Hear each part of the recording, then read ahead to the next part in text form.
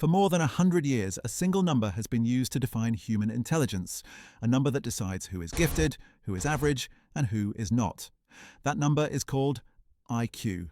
But what if IQ is not what you think it is? What if IQ is not something you have, but something your brain produces in a specific moment, under specific conditions? Because here's the truth most people never hear. IQ is not a fixed trait. It's a performance. And like any performance, it depends on how well the system behind it operates. Most people believe IQ measures knowledge. They think it's about math skills, vocabulary, or how good you were at school. But IQ tests don't care what you know. They care about how efficiently your brain processes information under pressure. Two people can have the same education, the same potential, even the same raw intelligence, and still score 15 or 20 points apart. Not because one is smarter, but because one's brain performs better in that moment. So what exactly is being measured? To understand IQ, we have to look at its core components. The most important of all is something called working memory.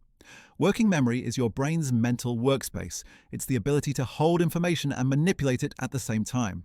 Every time you solve a pattern, mentally calculate numbers, compare shapes, or follow multiple rules at once, you're using working memory. Here's the key insight. IQ tests don't measure intelligence directly. They measure how much intelligence your working memory can express. When working memory is overloaded, even very intelligent people appear average. When it's efficient, people appear brilliant. The second major factor is processing speed. IQ tests are timed, and speed matters not because fast thinkers are smarter, but because time pressure amplifies differences. If your brain recognizes patterns faster, switches between ideas smoothly, and reaches conclusions quickly, you score higher. Two people may reach the same answer, but the faster one wins on the test. IQ tests reward clarity under speed. Then comes the core of intelligence testing itself. Fluid intelligence. This is your ability to solve problems you have never seen before. No memorization, no formulas, no past experience, just raw reasoning. This is why IQ tests rely on abstract shapes, strange sequences, and unfamiliar rules. They are not testing what you learned. They are testing how fast and how well you adapt. Fluid intelligence is the closest thing we have to measuring pure problem-solving ability. At the heart of fluid intelligence is pattern recognition. Almost every IQ question is a pattern problem in disguise. Visual patterns, logical patterns, numerical relationships. High scorers don't calculate harder. They see faster. They notice relationships others miss. They simplify complexity into structure. Pattern recognition is not about effort, it's about perception, and perception shapes intelligence.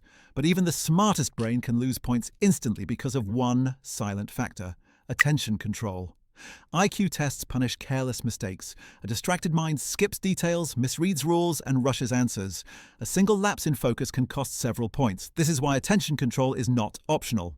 High IQ performance requires mental stillness under pressure.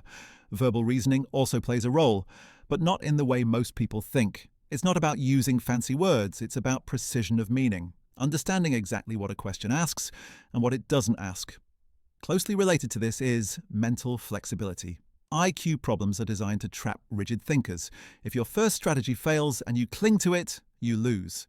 High scorers abandon ideas quickly and switch approaches effortlessly. Flexibility is intelligence in motion. Now comes the part most people ignore: biology. IQ tests don't measure your potential. They measure your current state. Poor sleep alone can reduce performance by up to 10 or even 15 points.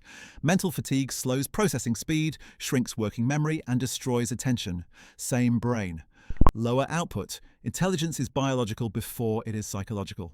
So what does IQ really measure? Not how smart you are, but how efficiently your mind processes information, detects patterns, adapts to new problems, and stays focused under pressure. IQ is not destiny. It is a snapshot. A moment in time where biology, attention, and cognition intersect. The real question is not, what is my IQ? The real question is, how much of my intelligence am I actually able to express? Because that answer can change. And when it does, everything changes with it.